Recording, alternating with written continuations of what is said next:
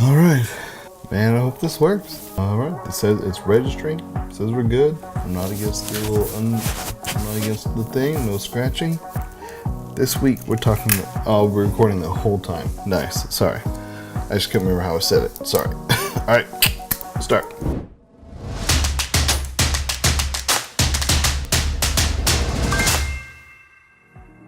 Hey fighters, Sean here with Know the Fight. We're still talking about being a husband this week. Men, have you ever come home, the house is a mess, kids are loud and rowdy, the dog's dirty, everything's crazy, and you look at your bride and she looks you right in the eyes, and do you know what you say in this moment? Do you know what you say to her right then and there? Not a dang thing. You shut your mouth, realize the chaos that has been going on, that she has been dealing with, and there's nothing for you to, what have you been doing all day? That comment should never come out of your mouth unless you want cyanide in your coffee the next day. Let me describe to you a scenario I found myself in recently. I come home 6, 7 o'clock at night. I left about 6 o'clock that morning. I walk into the house. The dog greets me because she loves me, jumps on me, and super excited, like good dogs do. Turn the corner into her kitchen, come around the other corner into her living room, and realize that the place, a mess isn't really the type of words I want to use. Because it wasn't a mess. It wasn't really, really bad. Just what was on the floor and what was on the couch when we left and had been there was still there when I got home. And to be honest, in just a real moment, most of it was my own stinking laundry that I left on the couch. And I looked at her and she looked at me with these big doughy eyes and she just says, "Look, I've had some serious mom wins today. I don't want to hear it." Which she really tries her best to do, and it's not something I ask for at all because I never leave the place perfect. I don't expect it perfect whenever I come back because I'm usually the problem.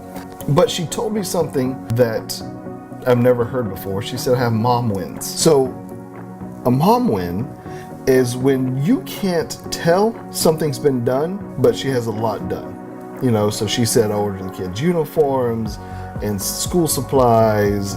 She organized a bunch of stuff, but physically walking to the room, you can tell that not a lot had been done. And at any point, I could have said these horrific words. "So what'd you do today? So what'd you do today? So what'd you do today?" No. Oh, fellas, don't. It's a trap. It's like the stupidest thing you can ask. It's like your boss coming in your office. "So what'd you do today?" You're like, "Fool, you work 20 minutes a day, and you're gonna ask me what I've been busting my butt for the last 8.5 hours doing?" It's the same concept. And when she looked at me like that, it really tugged at my heart because I don't ever want her to feel that way. And so I was thinking, all right, so this is a definite I need to make a list moment. Okay? I don't need to go in there and set her straight in what she needs to be doing and how she can run an efficient household, which since I'm not there during the day, I have no idea how to even do that. Plus she's 10 times smarter than me and has already figured out how to do that. So there's no sense in me trying to, recreate the wheel. So what I wanted to do was kind of take some pressure off of that. So I went and, like I said in the video, I made a list.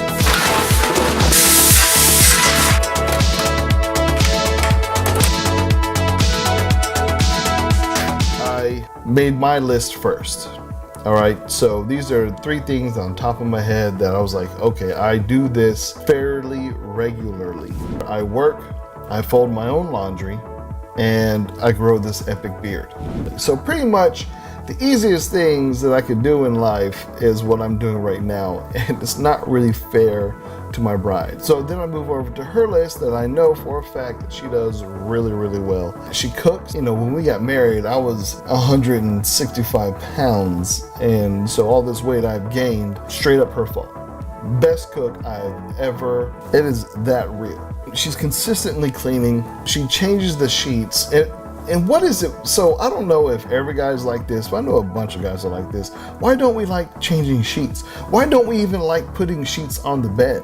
She helps with the kids' homework, and to be honest, we both do that. She's home with them more than I am, so she does it way more than I do. But I'm always checking their math, checking their spelling. I'm always involved in the homework, so that should really kind of be on both of ours, but this is where we're at. She also chauffeurs the kids. She drives them around all the time. On top of that, she grocery shops. She also does payroll for the company. Plus, she does, like I said earlier, all the laundry. She washes the dog. Now, this dog is a beautiful dog. I love this dog, but I hate washing the dog. I hate that they smell, but I also hate washing them. Also, she does not grow a beard. I grow the beard in the family, she does not, which I'm very thankful for. So what I want to do is take this list, and I want to take hers and think of things that we can switch over. Because you do not know how to do something does not mean that you cannot learn to do something. Fellas, I know, look, I'm not being a traitor here. I'm not trying to further an agenda. I'm just telling you, if you show this kind of interest in your bride's day, it will revolutionize your marriage. Here's something easy that I can start doing is changing the sheets, because flat out, it's just me being lazy. She's not asking me to fold the fitted sheets, which is only witchcraft if you can do it. You know, the way my faith is set up, I'm not a part of that. But what I can do is put the fitted sheets on and change them out regularly without her asking me to. Here's something else I can do. I can drive the kids around. I can negotiate my schedule to where if they need to go to archery practice, I can just drive. Or I can let my bride sleep in and me just take the children to school since she's going to pick them up. These are things that you have to plan ahead to do. Show that you have an interest in her day.